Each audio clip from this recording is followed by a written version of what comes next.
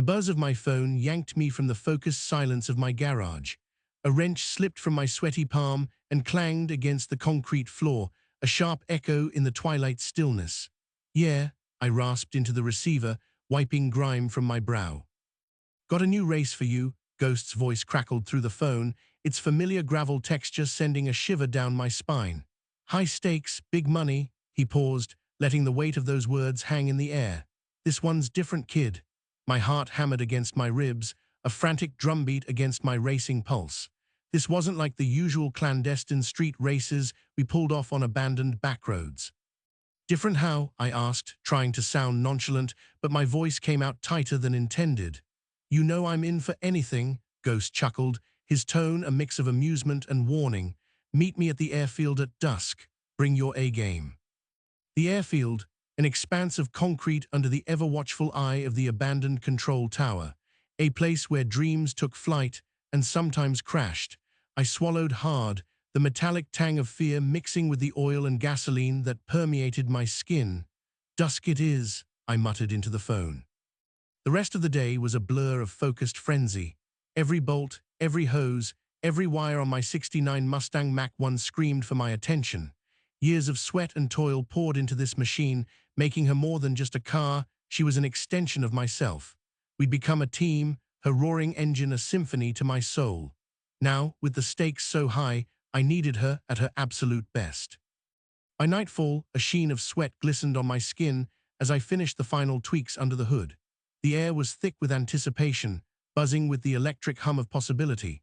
As dusk painted the sky in shades of orange and purple, Ghost's beat-up Chevy Nova rolled up alongside my Mustang, its headlights casting long, skeletal shadows across the airfield. He grinned at me from behind his tinted visor, a flicker of mischief in his eyes. "Ready to dance with the devil, kid?" "Born ready," I muttered, my voice a low growl. He tossed me a worn leather jacket embroidered with a snarling wolf, the insignia of our underground racing crew. "Come on," Ghost said, his voice raspy like gravel. "Meet the competition." We walked towards a cluster of cars that looked less like vehicles and more like futuristic weapons. There was a cherry-red Ferrari F40, its sleek body a predator's silhouette against the twilight. A black Dodge Viper SRT, its exhaust pipes spewing menacing blue flames. And a monstrous Nissan GT-R, its wide stance and aggressive lines hinting at untold horsepower. Each car seemed to hum with an almost palpable energy, their owners gathered around them like wolves circling their prey. Ghost introduced me to the drivers, hard-eyed veterans with names that echoed in my mind: Cobra, Nitro, Spectre. They each gave a curt nod, some even sneered, but none met my gaze directly. I felt a prickle of apprehension run down my spine.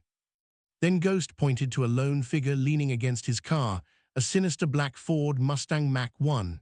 The man wore a pair of mirrored aviator shades that hid his eyes, and a smirk played on his lips. "That's Viper," Ghost said, his voice dropping to a hushed tone. "Ruthless bastard. Don't trust him as far as you can throw him." I studied Viper, the way he nonchalantly leaned against his car, the way he barely acknowledged my presence. He exuded an aura of confidence that bordered on arrogance. I knew this wasn't just a race. This was a battle for respect, and I wouldn't back down. The air crackled with anticipation as we gathered at the airfield. The roar of engines vibrated through my chest, a primal symphony of raw power.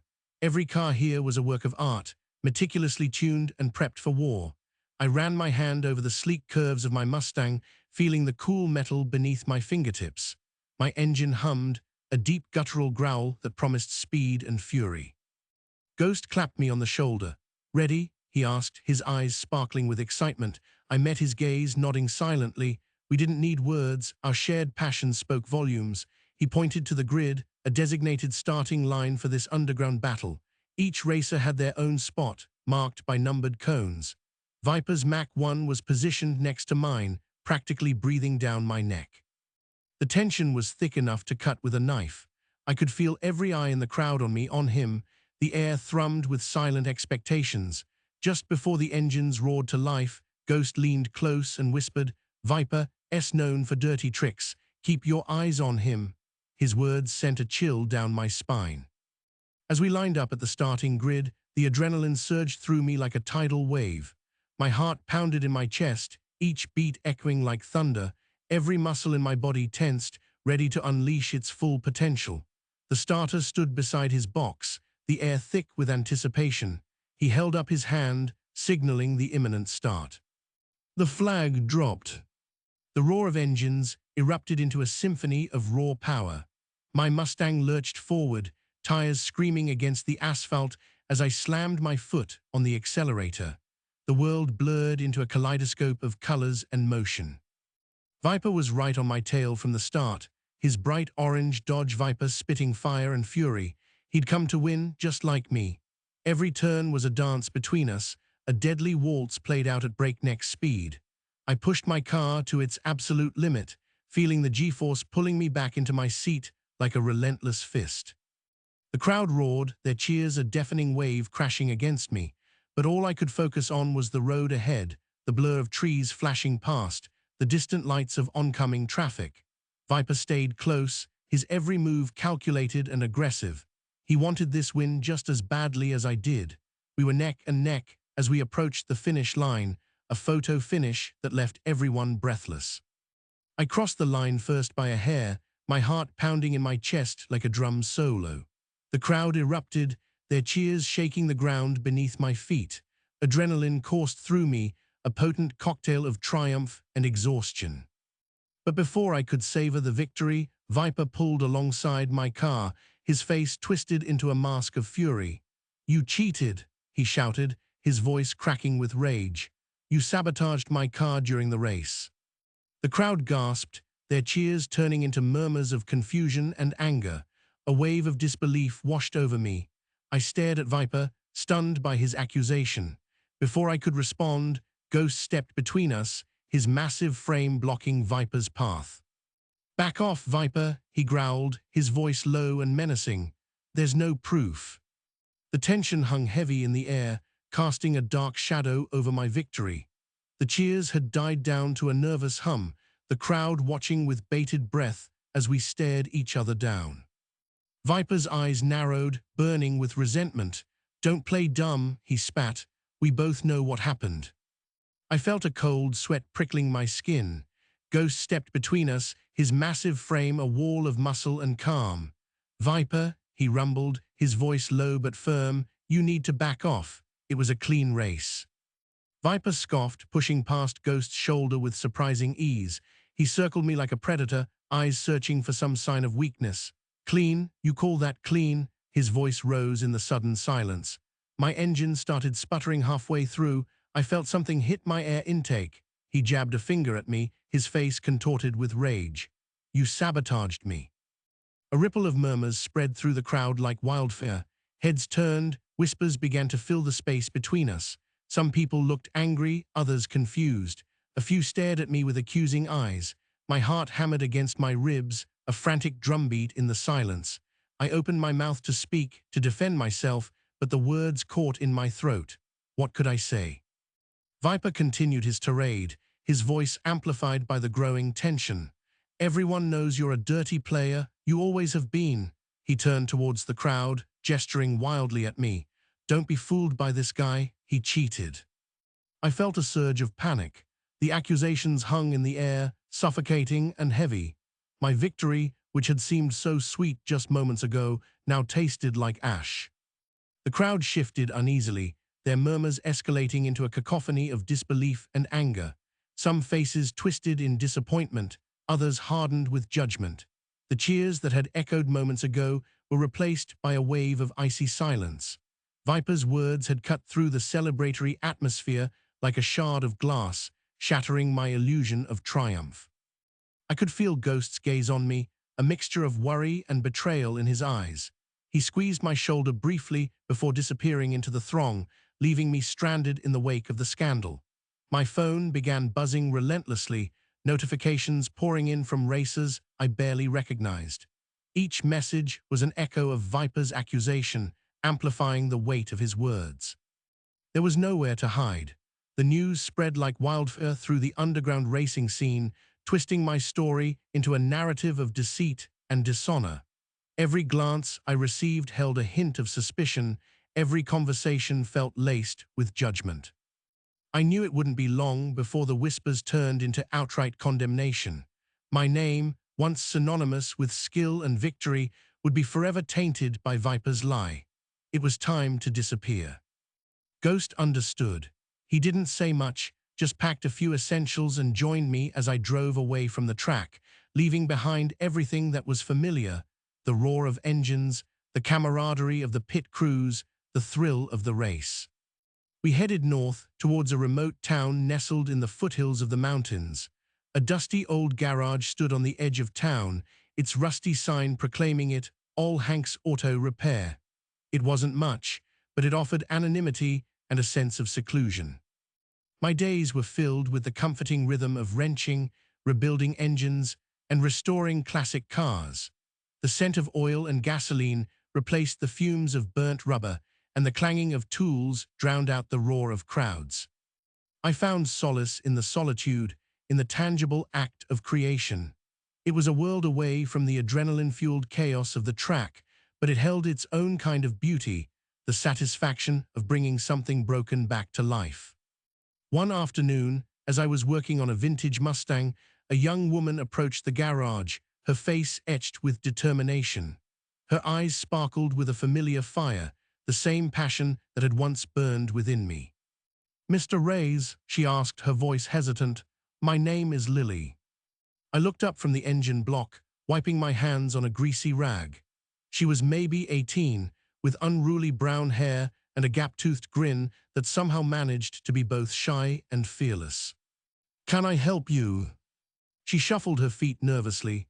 "My dad, he used to race. He had this classic Mustang," and her voice cracked. "He died last year and I inherited the car, but it's in terrible shape."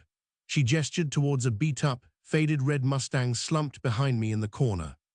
"It needs work," I stated simply, already sizing up its potential. Lily's face lit up. "I know, and that's why I came to you. My dad always said you were the best mechanic this side of the Mississippi," and her voice dropped to a whisper. "He said, if anyone could bring his Mustang back to life, it would be you." I studied her for a moment, seeing a flicker of the spirit that had once driven me. The raw, untamed hunger for speed, the unwavering belief in oneself. It reminded me of myself all those years ago. "He also said," she continued, her voice gaining confidence, "that you were a great racer." A knot tightened in my chest. I hadn't raced in years, not since. I shook off the memory. "Look, kid, restoring a car is one thing," I said, trying to keep my voice neutral. "But racing—" I trailed off, unsure how to explain the emptiness that had settled over me after all those years on the track. Lily didn't seem deterred. She leaned forward, her eyes burning with determination. "I want to race. I want to be as good as my dad." She was a firebrand, this one, and for the first time in a long time, I felt a spark ignite within me. Maybe, just maybe, there was still some magic left in me. "Okay," I said finally, "let's see what we can do." We started slow, basic maintenance. Lily watched with laser focus as I showed her how to check the oil, replace air filters, and adjust the spark plugs. She had a natural curiosity, asking questions that weren't always easy to answer. Sometimes it was about horsepower, sometimes about aerodynamics, and sometimes about the history of engines. "You know," she said one day while we were wrestling with a stubborn distributor cap, "my dad used to tinker with cars. He taught me some things, but he never really took me racing." Her voice held a hint of regret. I remembered my own father, his dusty toolbox, the smell of engine oil and burnt rubber clinging to his work clothes, the thrill of being strapped into his old muscle car, the roar of the engine echoing through our bones as we flew down empty backroads. A pang of nostalgia hit me, but I pushed it aside. "Maybe that's what you need," I said, tightening the last bolt on the cap, "to experience that feeling for yourself." The first time Lily took my old Mustang out onto the track, her hands trembled slightly on the steering wheel. She was hesitant at first, cautious with the throttle. But then something clicked. A look of pure joy spread across her face as she pushed the car harder, faster, her fear replaced by a growing sense of confidence. I watched from the pit lane, my heart swelling with pride. Of course, there were challenges. We faced technical difficulties, blown fuses, seized bearings, and a cracked oil pan that had us scrambling for parts in the middle of the night. There were skeptical competitors who underestimated her, who scoffed at the idea of a young woman taking them on. And there were moments when Lily's own doubts crept in, whispers of fear threatening to drown out her determination. But she never gave up. She listened intently, absorbing every piece of advice I offered. She practiced tirelessly, honing her skills until they were razor-sharp. One evening, after a particularly grueling practice session, we stood side by side under the flickering lights of the garage. The air hung thick with sweat and engine grease. "It's getting harder," Lily admitted, wiping a strand of hair from her forehead. "Everyone thinks I don't belong here, and sometimes I start to wonder if they're right." "Don't," I said, placing a hand on her shoulder. "You have something special, Lily. Don't let anyone tell you otherwise." She looked at me, her eyes burning with a fierce determination that mirrored my own younger self. And in that moment, I knew she would be all right. She was going to be more than all right. She was going to be amazing. The phone buzzed again, this time with a call from Frankie. "She's ready," he said, his voice thick with nervous energy. I could hear the roar of engines in the background, a symphony of power and rebellion that sent shivers down my spine. The track was alive tonight. A sea of faces filled the stands, their eyes glued to the asphalt where lines of brightly lit cars were warming up, each one a mechanical beast waiting to be unleashed. The air crackled with anticipation, the scent of burnt rubber and gasoline hanging heavy in the air. Lily's car, a sleek black Mustang she'd nicknamed Shadow, sat poised at the starting line. Its engine purred like a contented lion, a low rumble that vibrated through the ground and resonated deep within me. I could see her face under the helmet, her expression calm and focused, every muscle in her body taut with controlled energy. The flag dropped and they were off. A blur of color and speed, engines screaming, tires screeching as they tore around the track. The crowd roared their approval, a wave of sound that pulsed through me like a heartbeat. Lily was holding her own, maneuvering Shadow with a precision that surprised even me. She wasn't just racing, she was dancing, weaving between cars, taking risks that would make my stomach churn. As they approached the final turn, Lily was neck and neck with Nitro, the reigning champion, a seasoned veteran known for his ruthless driving style. I held my breath, watching as they battled for the lead, their cars inches apart, a dance of speed and skill on the razor's edge. In that moment, time seemed to slow down. It was just them, the track, and the roaring crowd. Then Lily made her move. A daring maneuver, pushing Shadow to its limits, she overtook Nitro with a final burst of speed, crossing the finish line with a triumphant roar. The crowd erupted in cheers, their voices deafening as they celebrated her victory. Lily raised her fist in the air, a smile breaking through beneath her helmet. I felt a surge of pride that went beyond anything I'd ever experienced. It was more than just seeing her win. It was witnessing a young woman overcome the odds, defying expectations and achieving something truly extraordinary. In that moment, I realized that true victory wasn't just about winning races. It was about inspiring others and passing on the legacy of passion and dedication. "You did it, Lily," I whispered into the roaring crowd, my voice lost in the pandemonium. "You really did it." Want to hear more stories like this?